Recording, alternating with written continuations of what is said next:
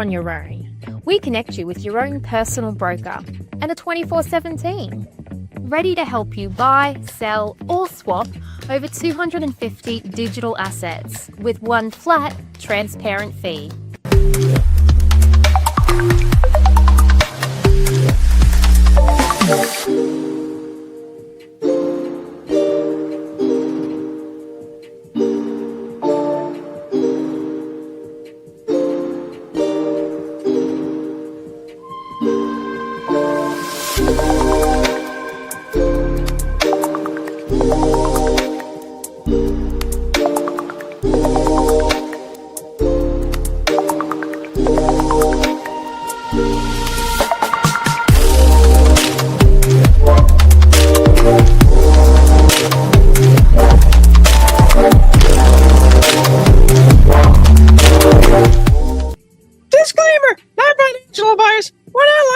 Personal financial decisions.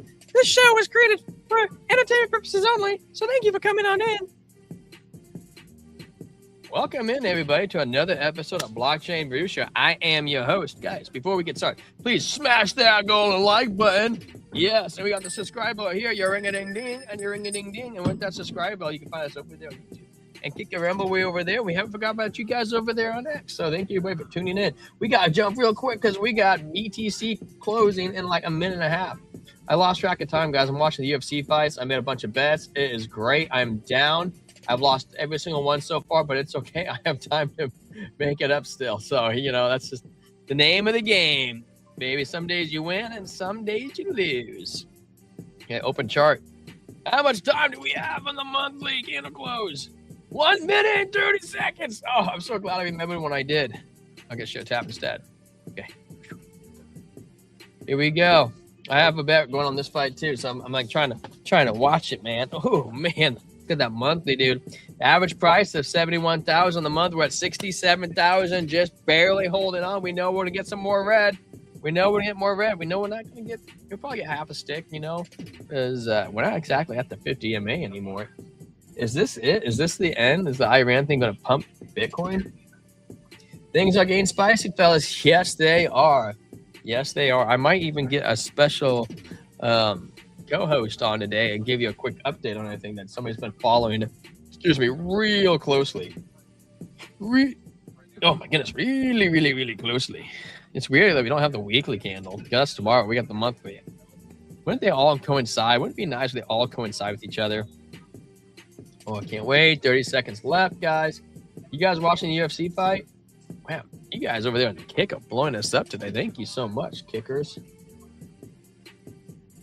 Thank you, everybody over there on X too. All right, here we go. 20 seconds left. Well, I'm not as interested as much as a candle, but what the momentum, VWAP, and everything else is going to show. That's what I want to see. I still think we're playing similar to this candle right here, so I think we're still going to get a couple 6 months of red before we bottom. And that's what I think lines right up with the midterms. Oh, there it is. Let's get it, man. Did you guys see that? We got some red, a little curvature. It's not as bad down to the downside. Strength and Stokes. RSI still hot, though. Not looking good. Still more to the down. More to the down. Momentum still more coming down, too. VWAP doesn't look as bad. We did get a little bit of curvature on there, man. It's crazy that we have to wait so long to get these candle closes. That is pretty good, though. We did get a little curvature bump on there. It's similar to this bump, too. I mean, they're both about the same. Depth, negative 19. We bottomed at negative 17. Now, we bottomed, we got first curvature. And if you guys still see the VWAP as it kind of came up, we still had more downwards price action, which made, you know, a divergence. So, you know, if we can get the curvature coming up, you know, we still might get a few more candles coming down. Maybe we'll actually have a pretty good. We don't end up going down to 48K. You know, maybe we stay up above 55 range. Not bad, man. Not bad at all. Guys, I have my favorite drink of beverage right here. It is a silver cup, probably an adult beverage. Hey, what's up? I hate CCP. Welcome in. Welcome in. Moon, baby. Moon, man. You know, if this Iran war breaks out, maybe we will just get a moon. I probably won't be on for a crazy amount of time, guys, because I do have a guest over. We are watching and enjoying the UFC fights. So you guys watch the fights? I'm drinking a cardamom tea. Is that what it says? What is a cardamom tea? Let's look it up. Let's go to X. I'm gonna find out what you are drinking. Head on over to Grok. UFC is fake. No, it's not fake. Some of it might be because of Polymarket cardamom tea. Well, I just typed it into Grok. Oh, we have a special guest here, guys. She's coming on. She's going to give a quick update on the whole Iran situation.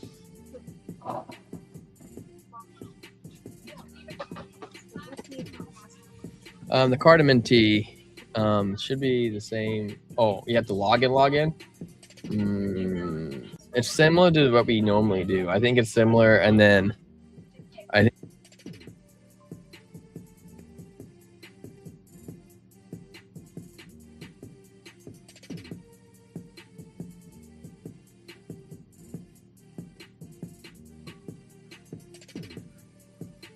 All right, she'll be right back, guys. Give her like 5 minutes and she'll give us an update. So we're looking at cardamom tea.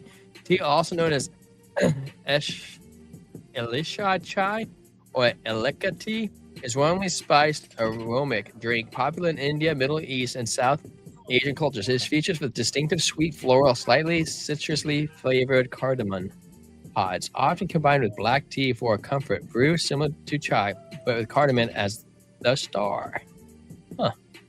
Look at that, guys. Look at cardamom. I don't know why I look at the other pictures. I want to look at that one. Oh, nice. Actually, it looks pretty good. Actually, I like the color. It looks kind of like coffee. Well, there you go. Now we all know how to make cardamom tea. I think I'm pronouncing that right.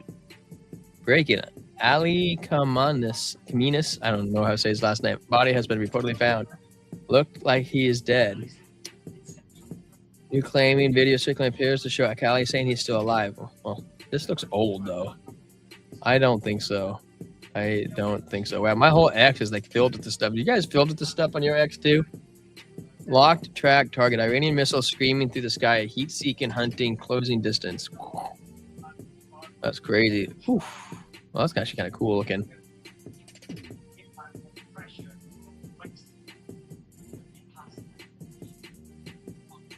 Missile not gonna hit. Ooh, blew something up. Hit something.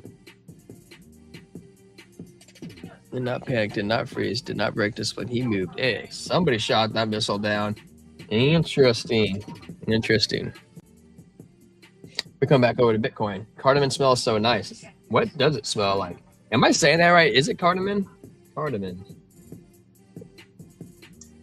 Oh, we got scammed. MMA died with pride. I don't know. We have to see, man. I don't really think MMA died though. I think like WWE is kind of like one of the slower ones though. I mean, that's all rigged. Yeah, cardamom smells like flowery cinnamon. Oh, that's not so bad. I probably like that. Excuse me. You know what I had today? I hate CCP. Are you in the Discord? I drank methylene blue, cayenne pepper, honey, and I ate a clove of garlic, and I used my slurry of combinations of interesting health benefits to wash down the garlic. It is strong. It was so strong. Garlic, man, is one of those ones I can still right now have, but it's so healthy for you, man. It's so good for you. Let's take a look at Ethereum. Ethereum on the monthly too. Money flow still coming down. Stokes RSI strength coming down. Still open doors to the downside. The VWAP did get some curvature, but it's not like it was on Bitcoin. So interesting. How did the last one go? We were over here, got a little bit of curvature. You know, if you do similars to the VWAP, you could mark this as the bottom, and then it starts moving up. Mark it as the bottom, and it starts moving up, or momentum starts moving up. And we kind of traded a little sideways before we actually kind of kept going up and down, up and down, up and down.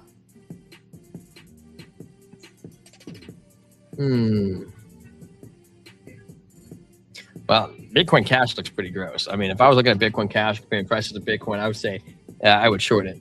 I would 100% short it. Garlic wins. Garlic's so good for you, man. Oh, I don't know what you guys really want to talk about. I mean, it's such a weird day for the monthly close. What do you guys think about this? What do you think about the OpenAI wins defense contract hours after government ditches Anthropic? And short the Anthropic stock, right? Oh, who won, Eric? Okay, hang on 1 second, guys.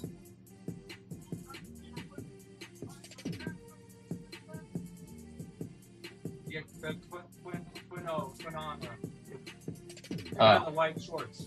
Gosh. So would that, is he saying Christian or not?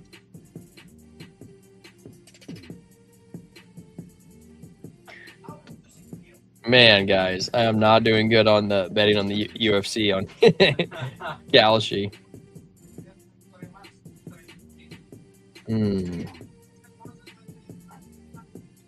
I'll take a peek here. How many other bets do we have going right now? Terrible, terrible night for our bets.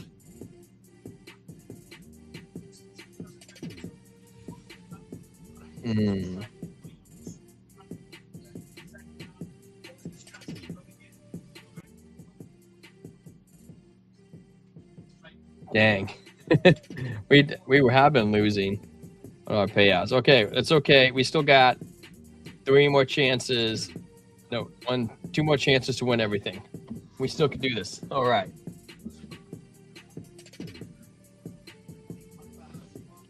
Head on over to the news. Latest news. Here's what happened in crypto today as of 2 hours ago. That's pretty interesting. Oh, here we go. Anthropic CEO slams Pentagon decisions as unprecedented. Dario Armodia. Well, it's another thing. We have an unprecedented president, too. So it's kind of like everything's unprecedented, Mr. Anthropic. The CEO of AI company Anthropic responded to Friday's announcement from the U.S. officials that the company is supply chain risk. Anthropic has been a major partner for the U.S. Department of Defense and agreed with all the AI use cases proposed by the U.S. defense officials, except for fully autonomous weapons, platforms, and mass domestic surveillance. He told CBS, "These things are fundamentals to Americans: the right not to be spied on by the government, the right for our military officers to make decisions about war themselves and not turn it over completely to a machine." The announcement from the U.S. Secretary of War Pete Hegseth and the subsequent news that the rival AI company OpenAI signed a contract to the U.S. Department of Defense to deploy its AI models drew heavy backlash online.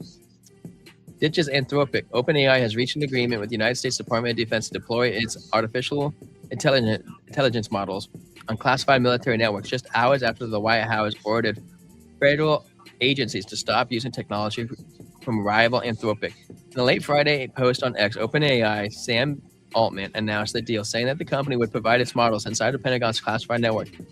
He let the company show a deep respect for safety and his willingness to work within the company's operating limits. The announcement came amid the turbulent week for AI sector. Earlier the same day, Defense Pete Hegseth labeled Anthropic a supply chain risk to national security, a designation typically applied to foreign adversaries. Ruling that requires defense contracts to certify that they're not using the company's models. Well, I think that's kind of important. Like we can't have a security risk. Just period. President Donald Trump simultaneously directed every U.S. federal agency to immediately halt use of Anthropic technology with 6 months transition period for agencies already relying on its systems. Morgan Stanley applies the OCC bank charter to custody. Before we come over to this, guys, we have our special list here. They will not be coming on screen due to safety issues, but they will give us an update on her personal opinion on Iran.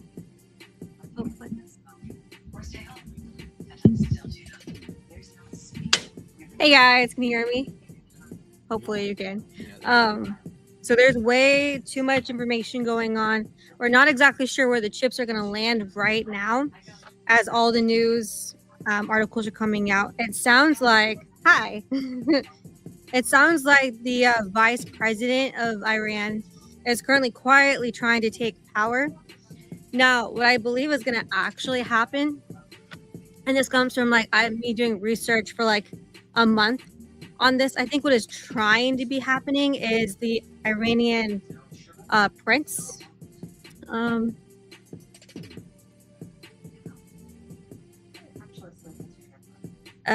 Iranian is what the Iranian. The Iranian prince, I believe, will be the one to take power in Iran. That comes from a month of me doing research on all of it. Whether that will actually happen or not is to be debated, but that is what is trying to be done, coming from the fact that the Iranian prince met with Trump. about a couple weeks ago to about a month ago, and he came up with a 6-month plan on how to take power and what he's going to do when he takes power. So I believe that is what is trying to be done, is the regime change for the Iranian prince.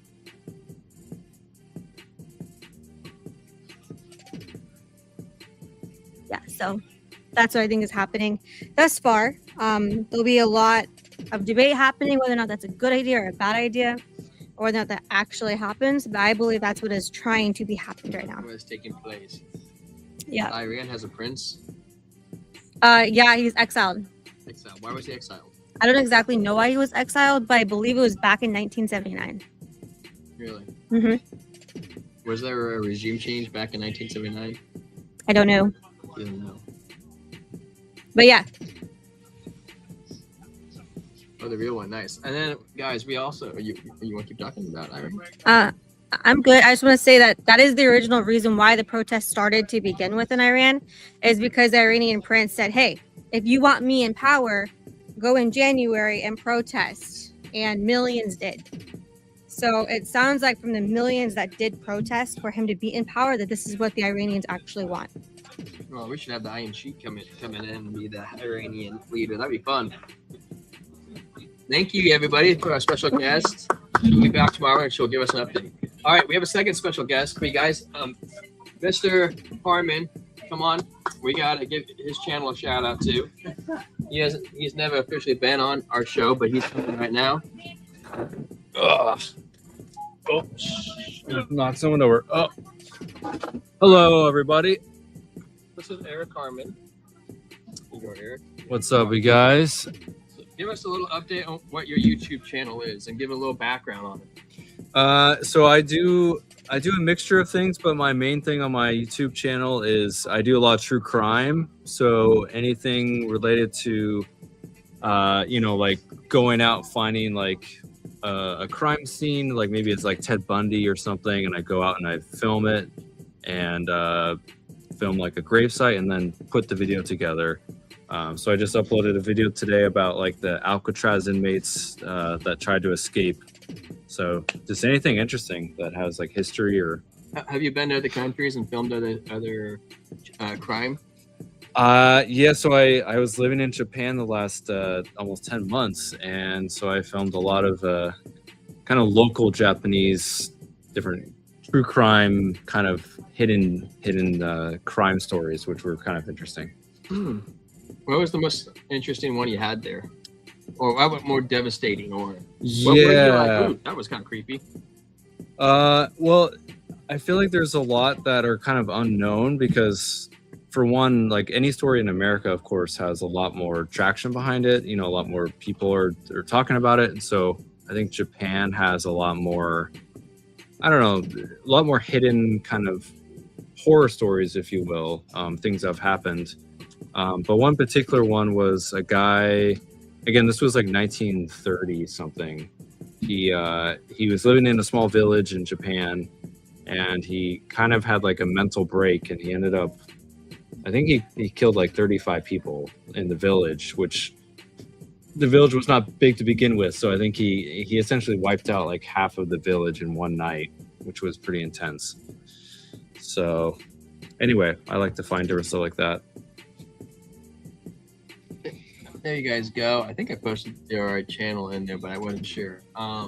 Also, wait, why do you want to let me share your channel more? You should be able to just share it, right? I have an idea. Like I say, you should be able to. I'll share it in here like this. There we go. All right, there's the link, guys, for his channel. If you guys want to subscribe to Mr. Eric Harmon, Yes. he does wonderful work. Lots of fun on his channel. He's been doing it for quite some time. Eric, how long have you been doing YouTube for? You know what's funny is I was actually thinking about that today, and I think next month it'll be 10 years, which is crazy to think, because me and Ty filmed like probably we filmed our videos together back in the day, and I think you were one of my first people that I filmed with, actually. Like, yeah. we had a few friends, but then I think we filmed some stuff together. And yeah, pretty awesome. So what's your, when you give it a little background, Eric, since when you started filming, and anybody that was interested in YouTube, what would you tell them the challenges that come up, and how would you anticipate handling the situations? Yeah, well, I think when you're first starting out as like a creator, especially someone who's literally going out and filming things and then putting a video together, I quickly realized that number one, when you're filming yourself talk over and over again, it takes a lot of practice getting used to just talking just about a bunch of things, but also talking about a specific thing. And so I had probably a year or two of practice of trying to just practice talking where I wouldn't say or, like say certain words over and over again. So I had to learn how to like talk a little more eloquently of sorts. And I feel like I've gotten better, of course, over the years, but yeah, just that. And then also like when you first start, you don't realize how many trolls are out there and how many people just love to see you fail, and they write a lot of hateful comments. And so what's the most hateful comment and most loving comment you got that sticks out? Oh man, people say the ones that are most hateful, the ones that are the easiest to remember. Yes, but the but the loving one's always nice too. I hate CCP. You have to put a loving comment in this channel. So I can't remember the exact specific word, like what they said in the comments, but it was like they wrote like there was like 6 paragraphs of just like hate. It was just like, and a lot of it was just like nonsense, like nonsensical, just like junk, just about like, oh, like you look like a squirrel, and I was like, it's like, what are you talking about? And then like just something about like your the way that your eyebrows kind of like go up. It looks like you're some weirdo, and I was like, what do you want me to do? The face I got. I'm like, hey man, if you don't like it, then just don't watch. I mean, that's what Joe Rogan says. He's like, hey, I don't even dig into haters, man. He's like, there will always be haters who try and knock you down when you start building something. Exactly. Because they can't get out of their own basement to do it. So man, there's always room at the top for no matter where you're at or who you are. There's always room at the top. Don't be that guy. He says, any tips on how to stop crying? I mean, don't do it. Yeah, pretty much. No, I don't know, man. I mean, like I said, when I was in Japan for the 9 months, obviously Japan is a lot more peaceful, respectful country, so like the crime rate is incredibly low, but it's because it's only Japanese people. Like they're one singular culture. It's not like America where you have like hundreds of different people and different ethnicities and backgrounds put together and trying to live in harmony. So I think that helps when you're like one singular culture, if that makes sense. Yeah. So I don't know. Just there's really not much except just being nice to people, being respectful. Like don't road rage, and like try to just do your best to be respectful to people and avoid conflicts. I mean, I don't know. Don't take people's parking spots. Yeah. Make sure you open doors for old ladies and or men, and help people walk the sidewalk, and you're okay, man. That's it. Don't litter. Don't be dumb. Don't speed. Anything over 5 over, you can get a ticket for it. Anything below 5 over, you make somebody mad. Exactly. So you just gotta find that even sweet spot. Yeah, exactly. Just try to be a decent human being to people, and sometimes it works, sometimes not. But it's like that's all you can really do. That's all you can do. Yeah.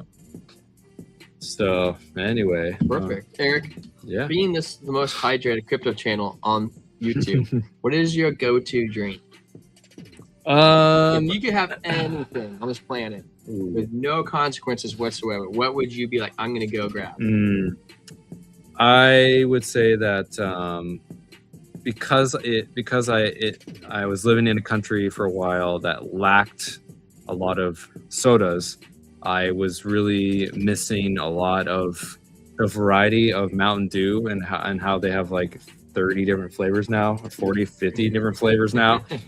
So I think just any unique Mountain Dew nowadays, like I know it's maybe common, but since I was gone out of the country for so long, I kind of missed having the variety of just classic Mountain Dew with adding in some weird random flavors, you know. Yeah.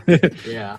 Dew SA or whatever. There's a couple new ones out that recently I'm like Dew SA, and I'm like, wow, so like USA, but Dew SA, Yeah. Mountain Dew SA.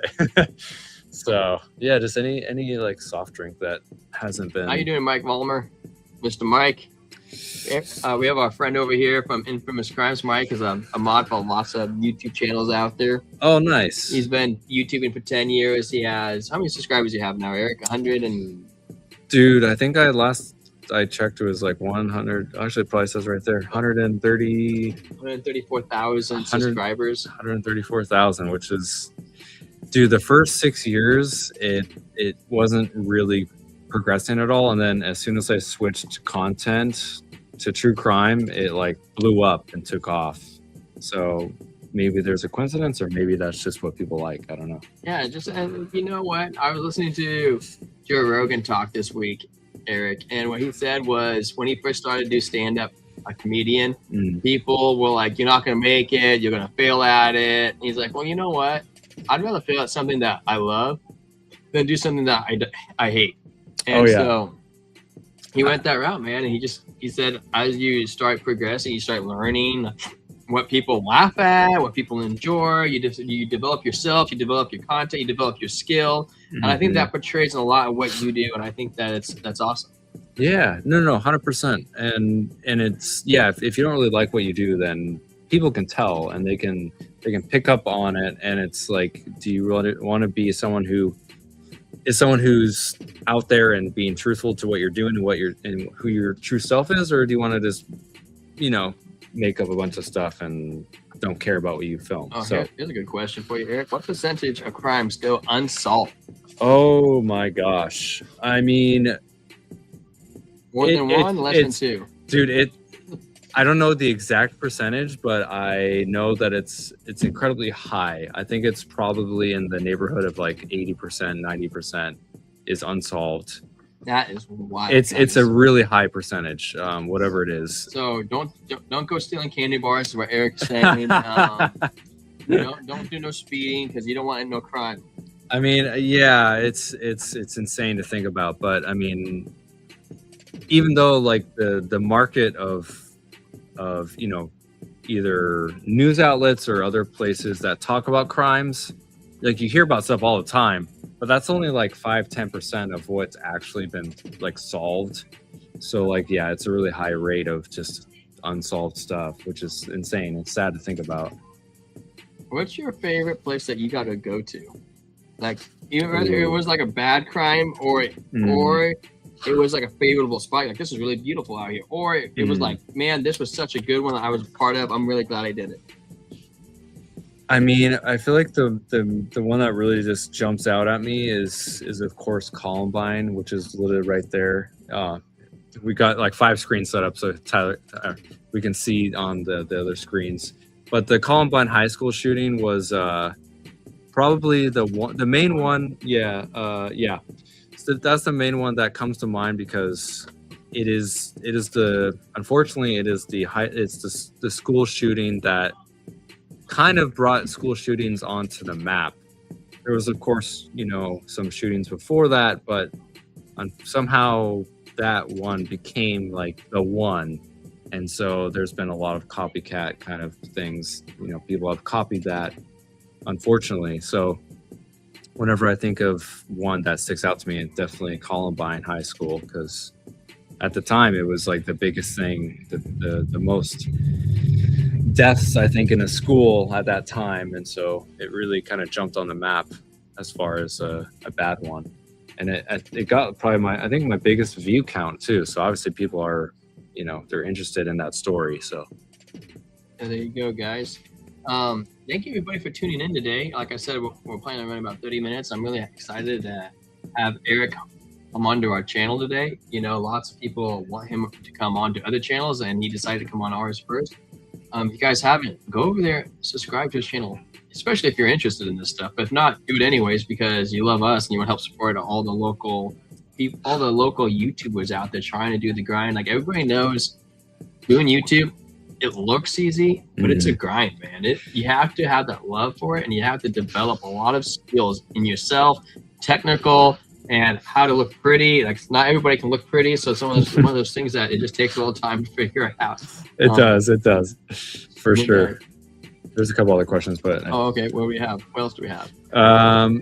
So more questions about kind of crime stuff, but I Hate CCP asks, what society or country or place has the fewest crime per capita? And I mean, that's a fair question. I mean, I would say that probably some of the countries like that we were just talking about, like Japan and stuff, probably are up there in the top 5 safest, or maybe safest, or just like the least amount of crime. Probably Switzerland. Switzerland is probably not a fair guess, because it is just a lot of billionaires. They're just hanging out. I mean, what else? Some small country that no one's ever heard of. So there's no report. There's just no reported crime because there's like 100 people in the country. No, I don't know. I mean, I feel like a lot of countries around Japan, like South Korea, is pretty low crime from what I've heard. I feel like North Korea probably has really low crime too, though, because they're so brutal. I mean, penalties. yeah, that's fair. Like there are countries like that. Like If Eric goes and looks up true crimes in Vatican, he might not ever come out. Oh, Vatican! Oh my gosh. Well, Vatican is simply just like, I mean, it's because it's so tiny, and it's because it's just like that small of a thing. I mean, it probably does have a low crime rate, but it's pretty much just the inner works of the museum and the outer court. It's not like there's people I don't think people live there.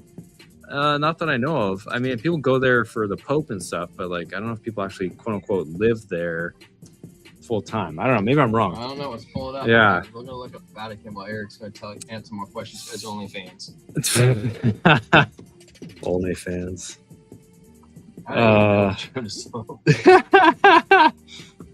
Oh man.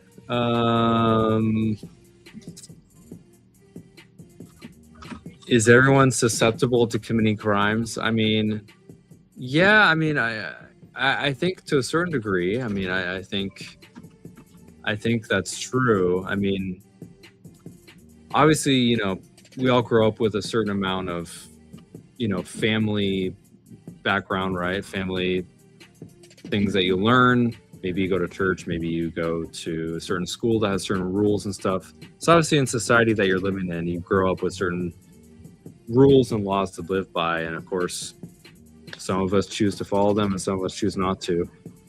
But I think we're all susceptible to a certain degree, but obviously a lot more, you know, people are maybe more susceptible than others. I think it just depends on what you know, how you grew up and what you were raised with. I don't think you buy property in Vatican. It says you have to be holy to buy Vatican. You gotta be like is holy. Whatever. Okay. Cities can be owned by the holy. I don't know what that means, but that's probably So you got to be related to the Pope or something, something. or like you got to be in the church, or like, I don't know, something like that. Yeah. So I don't know if they count as like a country where there's crime or not. I don't know if that counts then. Are we all capable of doing evil? Yeah. I think if it comes down to it, you know, whether it be something triggers something in you that you're like, you just go on a full rage. I mean, it happens. Yeah. You know. What do you guys think about, or what do you think about, Eric, when you go look at crimes? Mm-hmm. Why do I'm trying to think about my words here. Do you find more popularity on true crimes when do you do like primarily murders? Is that what you do, or is there like another crime? Different thing. Yeah. And do you prefer solved or unsolved?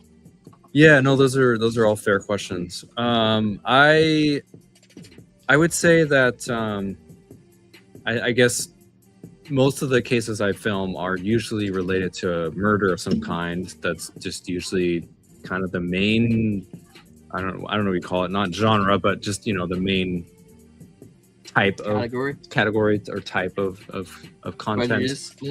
Prejudice. I'm prejudiced against murder. No. So that's the main thing I do. But I've done a few. Like there was actually one, a local one that in our town that we live in. The guy actually went to the high school I go to, and he committed a bank robbery at the local bank in our town. And I did it because one of my friends knew him and knew of him at that time. And so I was like, oh, I want to film that video and do a story on it. And so he spent like 8 years in our prison in our town. And so it's just kind of a crazy, I don't know, whirlwind of things. And so, but yeah. Did you visit him in prison?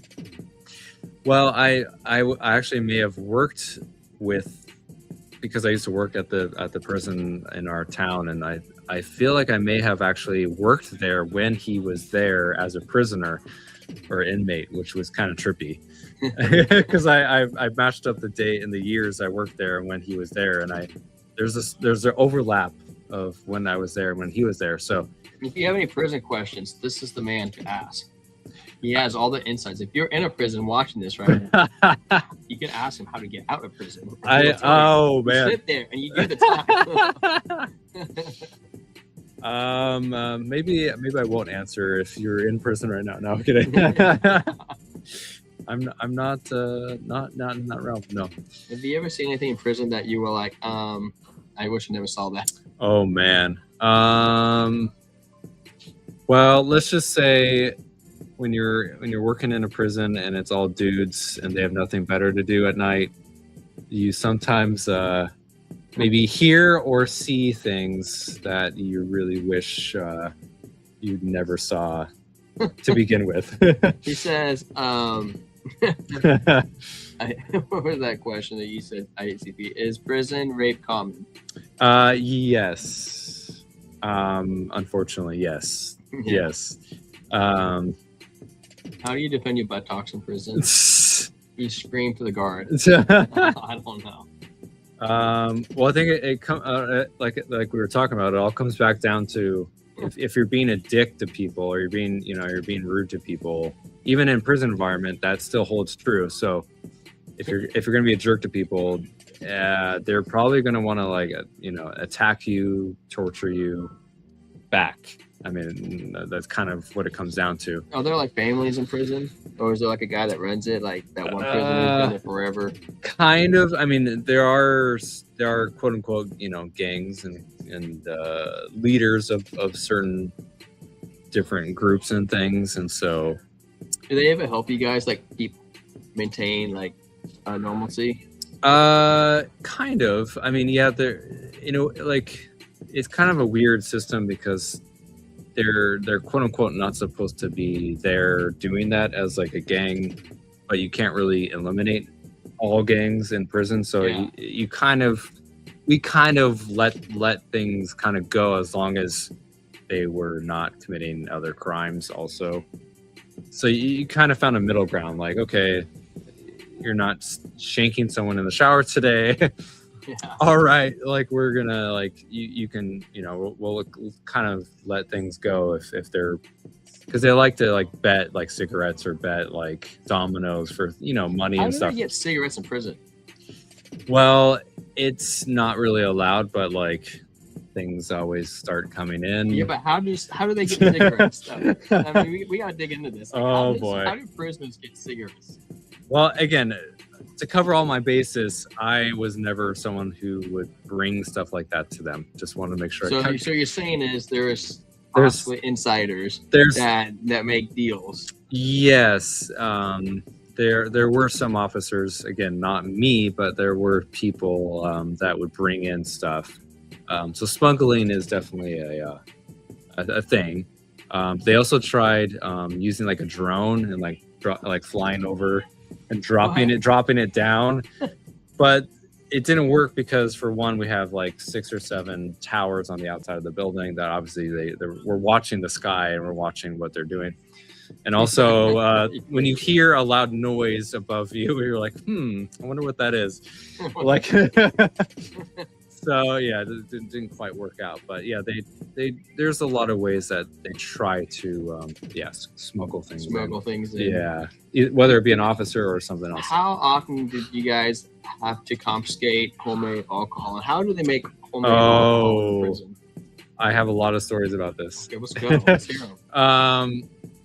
So they like to make their own alcohol because, of course, you're in prison, you have nothing else going on, and you want to get, you want to get a little tipsy, and you want something to do. So they would get a lot of the fruit from the commissary or from the kitchen, and they would either trade or buy sugar, and they would take the fruit they got and the sugar, and they would essentially get a plastic bag, put all the stuff in it, and then they would use the sink or the toilet, which sounds totally disgusting, but they would use the sink or toilet to put their liquid in.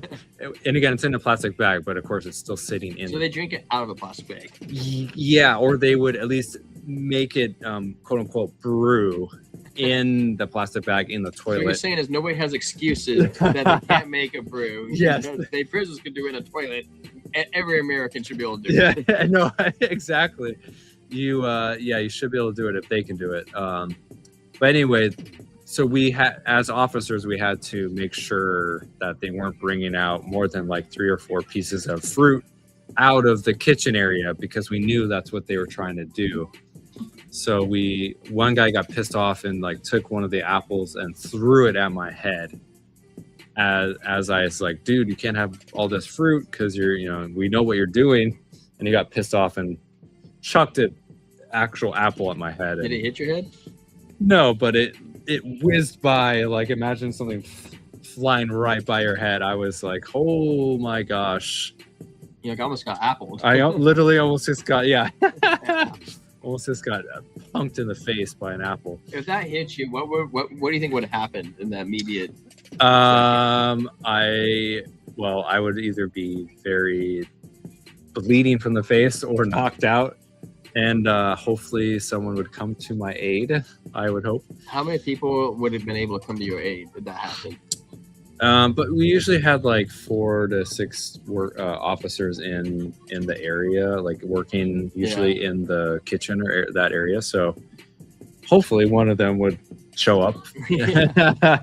He said, we got a question from GT. He says, that line of work has a high turnover rate. They need to be making 90 to 100K starting to retain quality staff. So do they have a high turnover? And what's the average rate, if you're comfortable saying? GT, those are good questions. So when I was working there, again, I worked there like 10 years ago, so it's probably different now. But also, I've heard stories from recent people too. There's been, it does seem like there's a high turnover rate just in general with working at a prison. And to be fair, because I worked there, I think it's mainly because, number one, when you're working there, it makes you feel like you're in prison yourself. And especially because I work graveyard hours a lot. So you're literally in the dark in a locked up prison. So in a way, it makes you feel like you're doing a sentence also. And so I think that's probably part of it. And also the pay rate when I was working there back then was pretty low. I think now it's probably different. So I almost gave you away.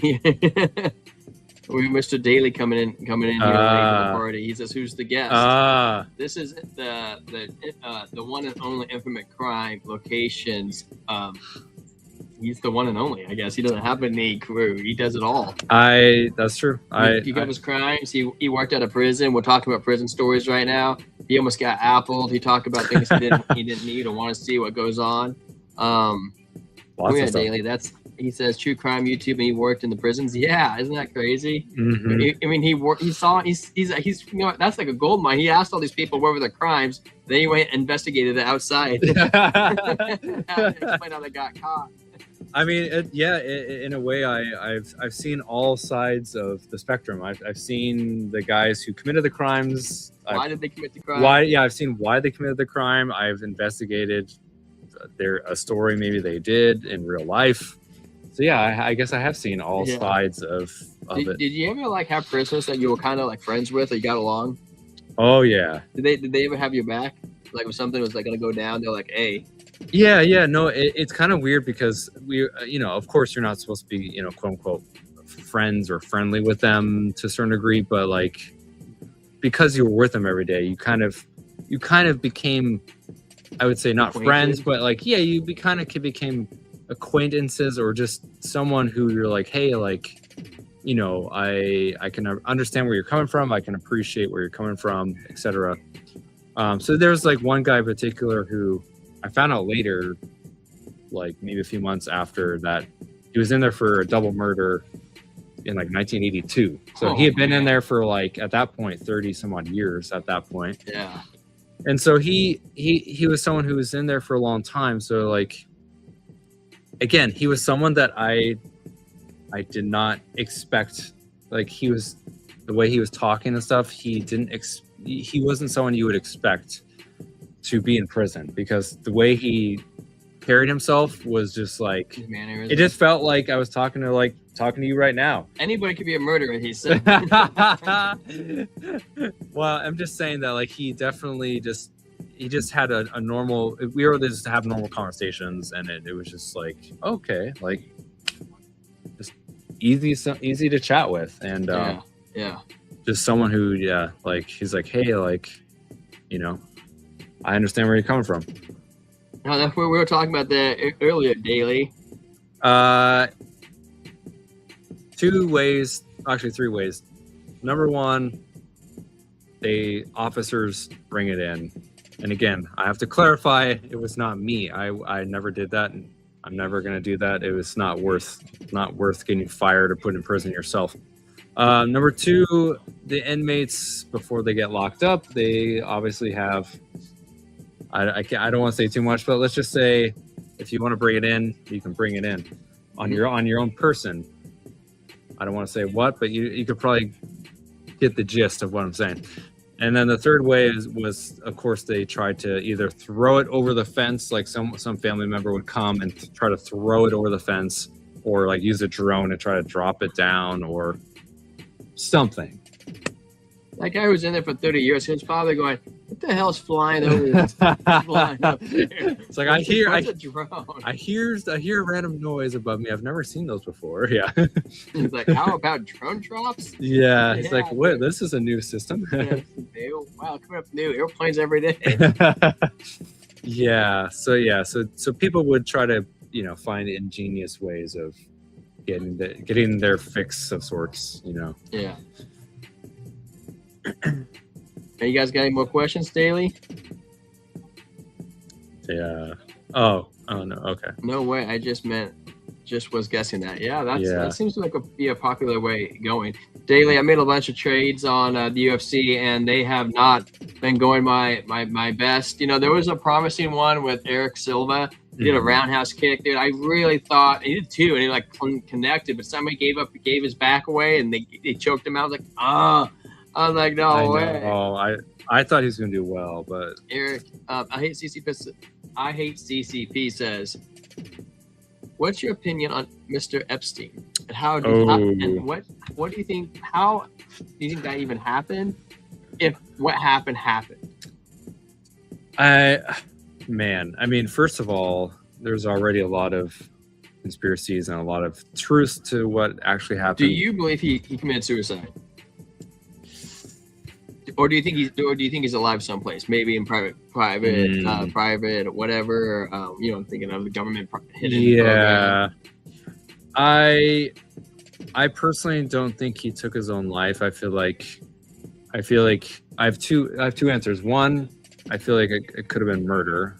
That was one option, but 2, it could have been, like you said, kind of a quote unquote undercover side job where they kind of keep them hidden, kind of make up a story. Yeah. Well, how do you think about both guards that was on duty fell asleep? How often can you say that you've seen things like that happen?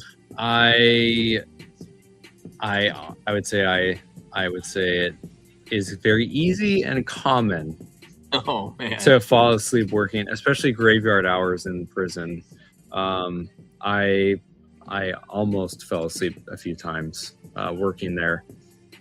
And so there is truth to that. Like, it is easy to do because in graveyard hours, and there's not a whole lot of light, probably. they shut off like 80% of the lights, and so it's like pretty pitch black, dark for the most part. All the inmates are, of course, in their cells sleeping, and every hour or two you walk around and check up on them. So it's like it's minimal work, and it's working usually when you're supposed to be sleeping yourself.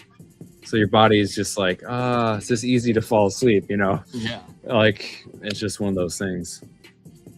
So I don't know. I feel like Epstein, there's a lot of unanswered questions, a lot of unknowns, but What about the security footage missing?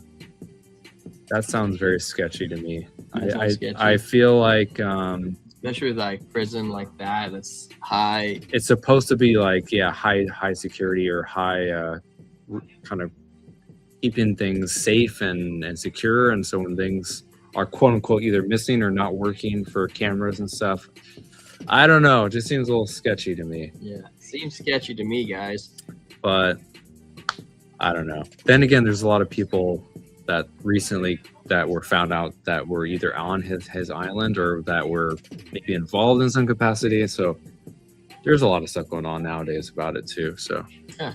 All right, guys, want to get back to it? Check out some fights. Hey, I think Eric loved hanging out with us. We'll probably have him back on maybe in the next week or two because he turns out he enjoys the UFC fights too, and he doesn't live too far away from us, and we'll probably do more collabs. And this is good stuff, man. Lots of fun. We have more prison talk. We can have more. We can have more infamous crime. See what he's working on with how he started, a little bit more on his story. for How sure. you could guys even see our first video. If you find Eric's video, I'm in one of his videos. So you have to go through and look because Eric's not going to tell you. You have to go find that video. Thoughts on Iran situation from both of you? The Iran situation, there's so much up in the air. Is it bullish for crypto? It could be. Could it be bearish for crypto? It could also be regime change. I think it'll be good if we aren't involved in the change. Maybe we can take people out, but I don't think we should put people in. I think that's their country, and their country should decide what's best for them. Greatest crime of the 21st century. Okay, that's the last question. And then organ harvesting and rape genocide. We might have to get to that one later. Oh. I hate CCP. Um, Greatest crime of the 21st century, Eric. Epstein. I mean, that's up there. No. Again, it's very subjective, right? Because each person has their own opinion of what they think is the quote unquote worst crime. I honestly have no real input because I feel like there's so many out there that are quote unquote maybe the worst of the worst. I mean, if you go into all the conspiracies, you could say like, JFK or one of these other ones, but then people are like, well, did that really happen? So Charlie Kirk. I mean, yeah, like So many questions. yeah. So like, I don't know if there's really a quote unquote the worst of the 21st century because it could be any one. You could literally just throw a dart at a board and pick any one, and I would say it's probably pretty accurate of worst of worst. Yeah. I don't know. I feel like when it involves kids dying, that to me makes it even worse personally because, of course, like I have niece and nephews. Obviously, people have kids and stuff. So when it involves kids dying or being murdered, that to me personally is worse because it's such a travesty. But again, it's all subjective. Yeah. All right, guys. We'll be back. T-Square is going to be out. Mr. Eric, guys, go over and follow him on Infamous Crime Locations. And stay blessed. Be blessed. T-Square out. Later. See you guys.